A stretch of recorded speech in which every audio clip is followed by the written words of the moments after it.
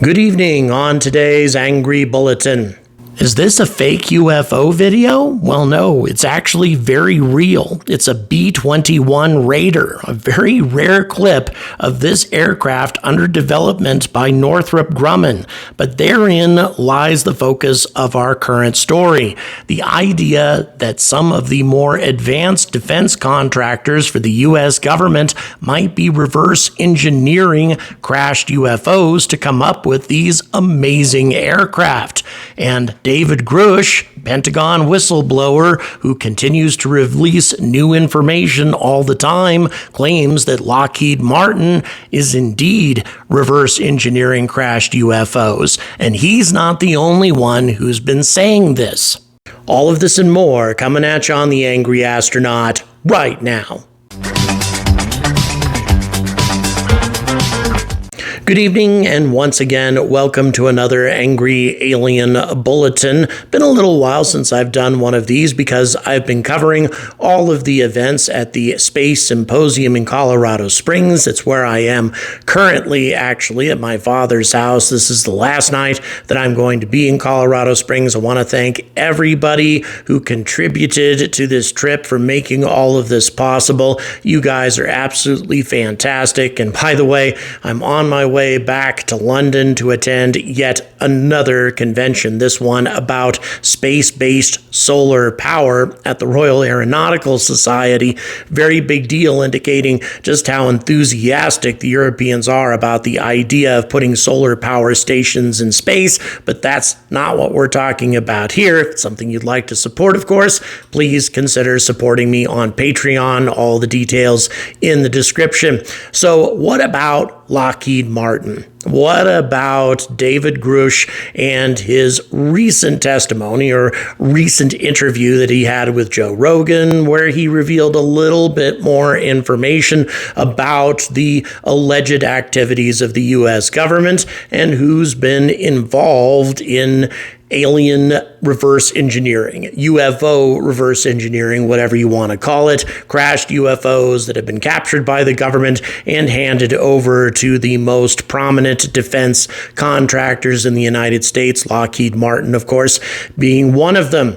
Is there anything to any of this? Did David Grusch actually present any sort of facts, any sort of details to suggest that there's any credibility to what he's saying? I mean, given the fact that the guy did work at the Pentagon just a couple of years ago, directly connected to UAP investigations, that gives him a considerable amount of credibility as it is. But nevertheless, the whole idea that the government has been in possession of crashed UFOs for decades, have been reverse engineering them for all of this time, and yet for some reason don't seem to have produced a whole lot of tangible results. I mean, yes, we have stealth bombers and superconductors, microchips, etc., various breakthroughs that perhaps might have been connected to alien technology, but at the same time, given the interviews that I actually had an interview with Lockheed Martin at the Space Symposium, all of the space applications, the new spacecraft that they are planning for the near future, doesn't really seem that they're going to be employing a whole lot of alien technology, anything that we would regard as alien technology anyway, in reaching the planets or the moon. So what does David Grusch really have? And what's the story with all of this? Because actually, people have been talking about Lockheed Martin's connection to crashed UFOs for quite some time. What is the story? And is there any reason to take it seriously? In the course of this video, I'm going to be quoting extensively from a member-only story on Medium entitled David Grusch Discloses Name of Aerospace Company with Recovered Alien Craft. It begins thusly, quote, according to a recent appearance by David Grusch on the Joe Rogan Experience Show, Lockheed Martin, a U.S. government contractor, may possess the remains of a retrieved extraterrestrial spacecraft. As per Grusch, Lockheed Lockheed Martin attempted to dispose of this material by transporting it to a specific facility he knew of and provided its exact address to the intelligence community's Inspector General. The incident took place during the Pentagon's UFO study program, the AAWSAP, which was active from 2008 to 2010, indicating its potential connection with the issue. However, bureaucratic obstacles hindered moving the ship's remains to a new facility. Once again, this is according to David Grusch. During a recent interview with Joe Rogan, Grusch revealed some exciting information about a secret program that has allegedly recovered extraterrestrial spacecraft. Grusch mentioned the program's founder, Dr. James Lakatsky, who wrote a book confirming the U.S. recovery of such spacecraft and its subsequent reverse engineering. Grusch encouraged Lakatsky to come forward and testify, even if the information was classified. And this is all true, actually. Lakatsky has wrote a number of books on the subject, and he possesses quite a number of high security clearances at the Pentagon, or at least he did at one time. Let's go on with the article. Quote, "This revelation is particularly noteworthy when considering the precedents set by the aerospace company. For example, Ben Rich, the former head of Lockheed and the father of the stealth fighter bomber, stated that much was learned from the recovered alien ships and that they inspired the design of specific aircraft." Okay, that's reaching. I'll tell you, it gets frustrating going down these rabbit holes because a lot of these statements are not necessarily true.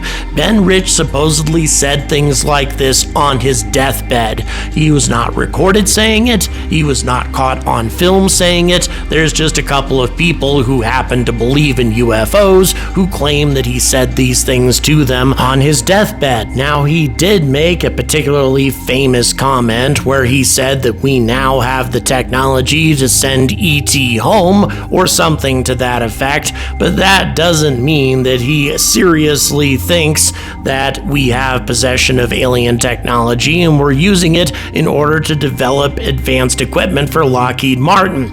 In any event, let's go ahead and continue. So how did David Grusch know that Lockheed Martin had possession of alien craft and were reverse engineering them? Well, allegedly in 2021, Grusch met with retired Senator Harry Reid, who also has been extremely interested, or was extremely interested in any event, in uncovering any sort of secrets about UAP investigations or UAP reverse engineering programs. And according to Harry Reid, Lockheed Martin had possession of alien craft for a considerable amount of time. He tried to get access to information on them, on more specifics, and he was denied access.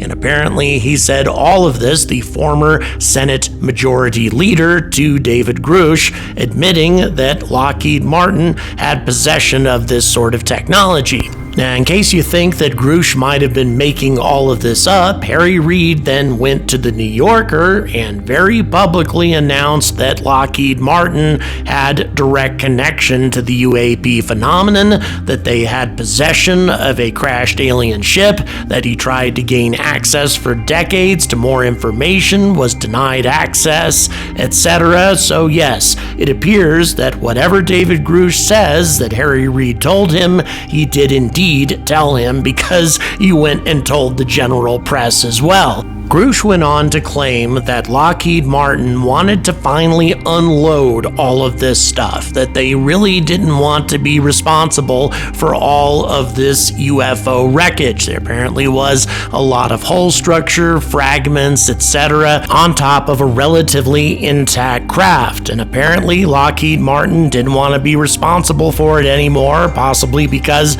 it was such an incredibly sensitive piece of equipment. Dr. James Lakatsky was apparently in charge of the government program of UAP investigation at the time, and the CIA was going to build a facility, multi-million-dollar facility in Nevada, in order to keep this stuff secret, to keep it contained, to keep it under wraps. However, the CIA rejected this plan. They apparently didn't want to be responsible for it either, and so the whole program came to naught. And apparently, at least as far as we know, Lockheed Martin still possesses this equipment. Now, I want to be 100% clear about all of this. We have no direct evidence that any of this actually happened, no direct evidence that Lockheed Martin has anything in their possession.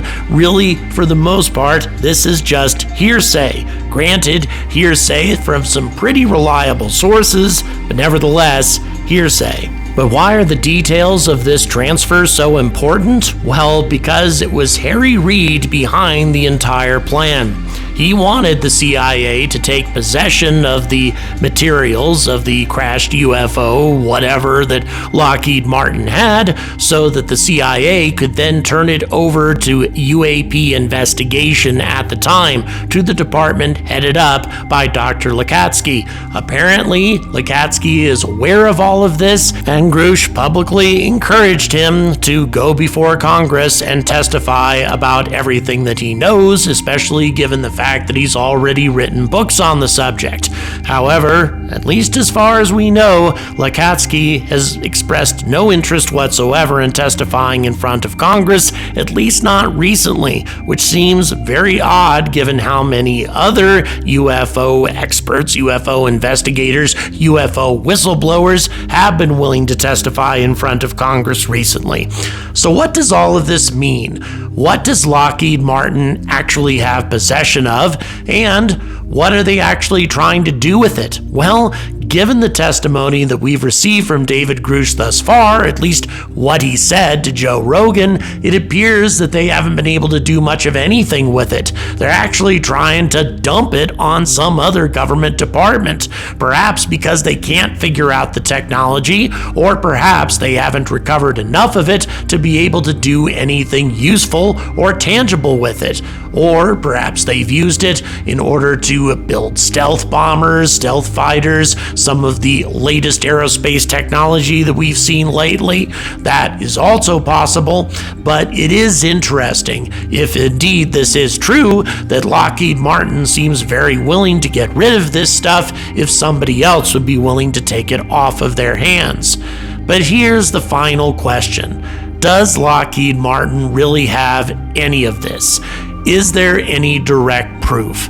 As near as we can tell, there isn't much of anything, aside from testimony from people who had some involvement with what was going on, but nobody who actually saw the wrecked craft, nobody who actually saw the debris, except perhaps for Dr. Lakatsky, and if he saw anything, he's not talking. But before I go any further, I would like to thank Chris Garris, Sebastian Moore, Timothy G., Dan K., also Roy, Mitch H., and perhaps my favorite Patreon name of all time, Angry Brother Diff Mother, and finally, Peter Palumbo, my most recent Patreon supporters. You guys have helped me claw my way up to 45% of my goal of having 1% of my subscribers being Patreon supporters. Thank you very much. We're on our way up that mountain, and I know we can get there.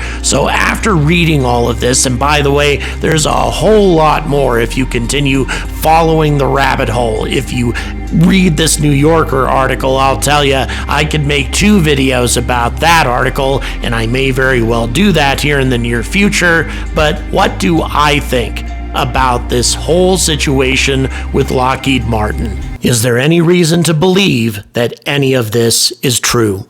So what do I think about all this? Well, I'll tell you, I have been spending some time now chasing the rabbit hole on all of these things, or going down the rabbit hole, whatever you want to call that. And it's been a bit frustrating. As you saw during the course of this video, some of the claims that have been made about Lockheed Martin are either false or really don't have a whole lot of evidence to back them up. We really don't have any sort of direct testimonial, or at least not a great deal, from people who are confirmed to have been high up in the Lockheed Martin organization, who have been directly associated with UFO reverse engineering. Now, granted, this would certainly be one of the most secretive projects in the American government, the American military, whatever. A secret that has been very well kept for many decades. But if indeed this project has been going on for all this time, if indeed we have been reverse engineering this technology for as long as we have, then why is Lockheed Martin planning to go to Mars utilizing nuclear thermal propulsion? Nuclear thermal propulsion, utilizing old-fashioned uranium fission reactors, and a propulsion system directly associated with that, is technology we've been working on since back in the 1960s. Nothing really spectacularly advanced about that. If indeed Lockheed Martin had uncovered some of these spectacular details about the unbelievably advanced capabilities of these alien craft, then why are we not seeing them being employed in Lockheed Martin's interplanetary endeavors? Well, I think there's only two answers for that. Answer number one, nothing's really going on. These are rumors that have been spread around in the Pentagon for years, rumors that have gotten out of control, rumors that don't really have any sort of credibility. But the other possibility is that, yes, indeed, alien craft have been recovered. Perhaps we have learned a little bit from them, but overall, the technology of what we have recovered is so unbelievably advanced that we still haven't been able to really employ it in any sort of practical application. They are so much more advanced than we are that it would be as absurd to expect us to gain anything from a crashed UFO as we would expect a chimpanzee to gain anything out of a crashed F-16. Those are the two possibilities that occur to me immediately. But I'd like to hear your opinions on the matter, so don't forget to leave a comment. Also make sure to leave a like and subscribe, and as always, stay angry about space.